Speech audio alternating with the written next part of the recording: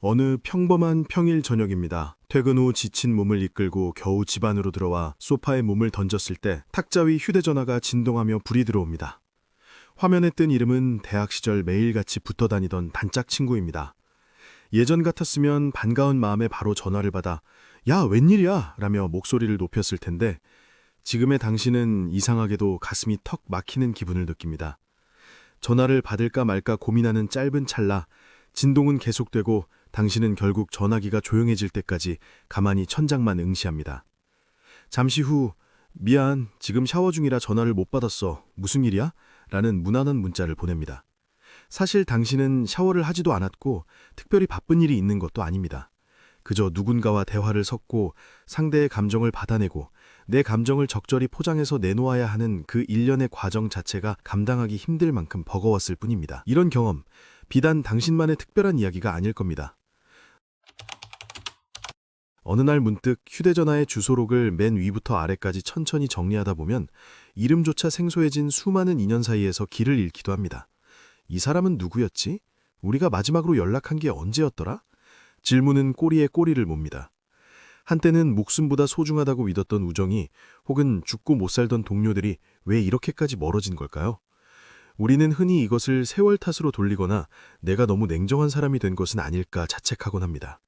하지만 오늘 저는 이 불편한 현상 속에 숨겨진 뇌과학적 진실과 심리학적 필연성을 아주 깊이 파헤쳐보려 합니다.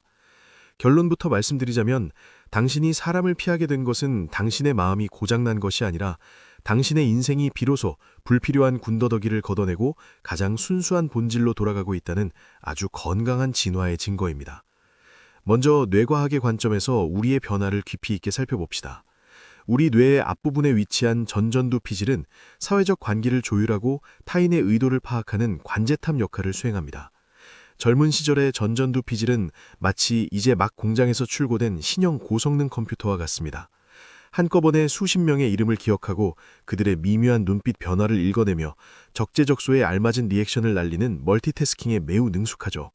이때 우리는 사람을 만날수록 에너지가 얻어지는 것 같은 착각에 빠지기도 합니다. 사회적 자극 자체가 뇌를 각성시키는 도파민으로 작용하기 때문입니다. 하지만 시간이 흐르며 이 관제탑에는 수십 년치 고통스러운 데이터가 쌓입니다. 누군가에게 뒤통수를 맞았던 기억, 진심을 다했지만 돌아온 것은 비수 같은 말이었던 순간, 겉으로는 웃고 있지만 속으로는 나를 철저히 계산하고 있던 사람들의 서늘한 눈빛까지, 이 모든 부정적인 데이터들은 뇌의 연산 속도를 늦추고 필터를 무겁게 만듭니다. 이제 당신의 뇌는 새로운 사람을 만날 때마다 본능적으로 아주 정밀한 계산기를 두드립니다. 이 사람과 대화하는 데 드는 에너지 100을 썼을 때 나에게 돌아올 정서적 이득은 얼마인가? 슬프게도 중년 이후의 뇌에서 그 결과값은 마이너스로 나오는 경우가 압도적으로 많아집니다. 여기서 우리는 칵테일 파티 효과에 주목해야 합니다. 파티장 같은 소음 속에서도 내가 원하는 정보만 골라 듣는 이 기능은 나이가 들수록 퇴화합니다. 아니, 정확히 말하면 필터가 너무 예민해져서 모든 소음을 통증으로 받아들이기 시작합니다. 상대방의 의미 없는 자기 자식 자랑, 무한 반복되는 신세 한탄, 뻔히 보이는 가식적인 칭찬들이 이제는 정보가 아니라 영혼을 갉아먹는 공해로 느껴지는 겁니다. 뇌는 이제 소음을 차단하기 위해 가장 확실한 방법을 선택합니다. 바로 관계의 원천 봉쇄. 전화기를 뒤집어 놓거나 약속을 잡지 않는 행동은 게으름이 아니라 뇌가 스스로를 보호하기 위해 내린 절박한 생존 명령인 셈입니다. 영국 옥스퍼드 대학의 진화심리학자 로민 던바 교수는 아주 흥미로운 이론을 제시했습니다. 바로 던바의 수입니다. 인간의 뇌 용량으로 안정적인 관계를 유지할 수 있는 인원수는 최대 150명이며 그 중에서도 정말 깊은 신뢰를 나눌 수 있는 핵심 인원은 단 5명에 불과하다는 법칙입니다. 젊은 시절 우리는 이 150명을 채우고 넘기기 위해 혈안이 되어 살았습니다. 명함첩을 두껍게 만들고 SNS 팔로워를 늘리는 것이 나의 사회적 권력이라고 믿었죠. 하지만 인생의 산맥을 하나둘 넘어오며 우리는 깨닫습니다. 그 150명 중 대다수는 내가 잘 될 때 시기하고 내가 힘들 때 가장 먼저 발을 뺄 사람들이라는 것을요. 이제 당신의 지능은 150명을 관리하느라 에너지를 낭비하는 대신 가장 소중한 5명, 아니 어쩌면 나 자신 한 명에게 집중하는 법을 배우기 시작한 것입니다. 이것은 사회성의 퇴보가 아니라 관계의 질을 혁신적으로 높이기 위한 고도의 경영 전략입니다. 실제로 나이가 들어 친구가 줄어드는 현상은 전 세계적인 공통 현상이며 이는 사회적으로 성공한 사람일수록 더 뚜렷하게 나타납니다. 그들은 알고 있는 것입니다. 가짜 인맥 100명보다 진짜 고독 1시간이 내 삶을 더 풍요롭게 만든다는 사실을 말이죠. 이 지점에서 우리는 스탠퍼드 대학의 로라 카스텐슨 박사가 주창한 사회정서적 선택 이론을 깊이 있게 들여다볼 필요가 있습니다. 카스텐슨 박사는 인간이 시간이 무한하다고 느낄 때와 유한하다고 느낄 때의 행동 양식이 완전히 달라진다는 것을 증명했습니다. 20대 청년들에게 앞으로 살 날이 50년 남았다면 누구를 만나겠는가? 라고 물으면 그들은 새로운 지식을 주거나 인맥이 될 법한 낯선 사람을 택합니다. 하지만 살 날이 6개월 남았다면 누구를 만나겠는가? 라고 물으면 열이면 열 모두 가족이나 가장 친한 친구를 택합니다. 당신이 지금 사람을 피하는 이유는 당신의 무의식이 이제 시간이 유한하다는 것을 깨달았기 때문입니다. 내 소중한 주말 오후를 굳이 남의 자식 입시 이야기나 주식 자랑을 들으며 낭비하고 싶지 않은 마음. 그것은 시간의 가치를 아는 자만이 누리는 고결한 권리입니다. 자리에 앉자마자 집에 가고 싶다는 강렬한 충동이 드는 것은 당신의 뇌가 이제 가성비 낮은 관계에 단 1초도 투자하기 싫다고 파업을 선언한 결과입니다. 이것은 냉소가 아니라 남은 생을 오직 아름다운 것들로만 채우겠다는 가장 강력한 의지의 표명입니다. 모든 관계에는 유통기한이 있습니다. 이 말은 언뜻 잔인하게 들릴지 모르지만 사실은 우리를 옥죄던 죄책감에서 해방시켜주는 구원의 선언입니다. 우리가 그토록 친했던 친구와 멀어지는 이유는 누구 한 명이 나쁜 사람이 되어서가 아닙니다. 그저 서로의 삶의 궤적이 달라졌기 때문입니다. 젊었을 땐 환경이라는 강력한 접착제가 우리를 묶어주었습니다. 같은 교실에서 공부하고 같은 사무실에서 상사를 욕하며 비슷한 시기에 결혼하고 아이를 키우는 공통점이 우리를 하나로 만들었죠.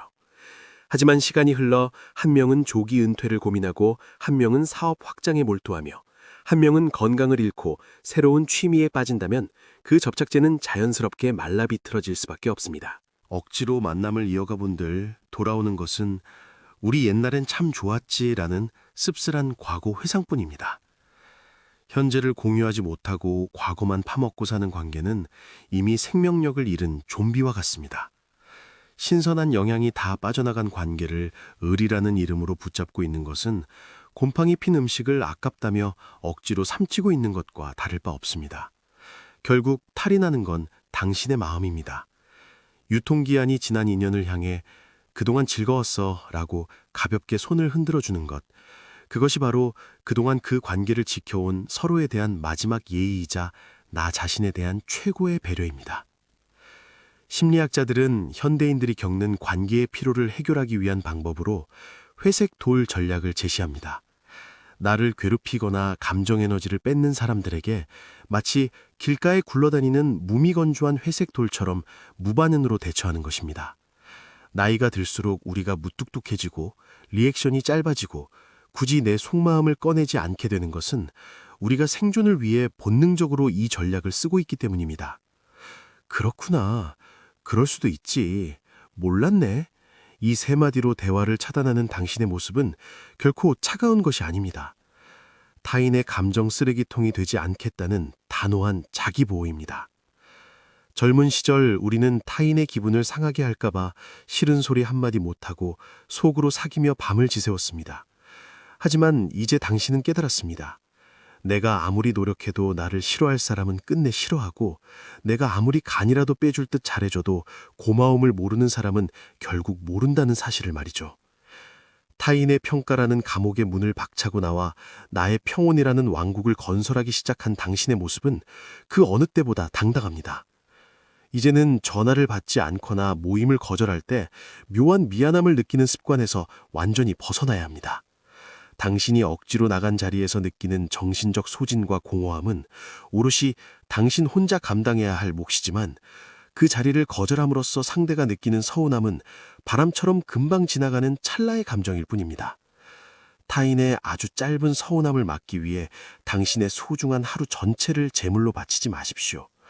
당신은 누구에게도 당신의 에너지를 강제로 나누어 줄 빚을 지지 않았습니다. 진정한 성숙이란 내가 좋아하지 않는 사람들과 억지로 잘 지내는 법을 익히는 세속적인 기술이 아닙니다. 내가 좋아하지 않는 사람들과 우아하고 단호하게 잘 헤어지는 법을 배우는 과정입니다. 관계의 유통기한을 인정하고 상한 인연을 미련 없이 쓰레기통에 던져 넣을 수 있는 용기. 그 용기가 당신의 남은 인생을 지옥에서 천국으로 바꿉니다. 비어버린 주말 일정표를 보며 불안해하지 마십시오. 조용해진 휴대전화를 보며 소외감을 느끼지 마십시오. 누구의 눈치도 보지 않고 TV 채널을 돌리고 내가 먹고 싶은 음식을 천천히 씹어 삼킬 수 있는 그 주도권은 당신이 수십 년의 사회생활 끝에 얻어낸 소중한 전리품입니다.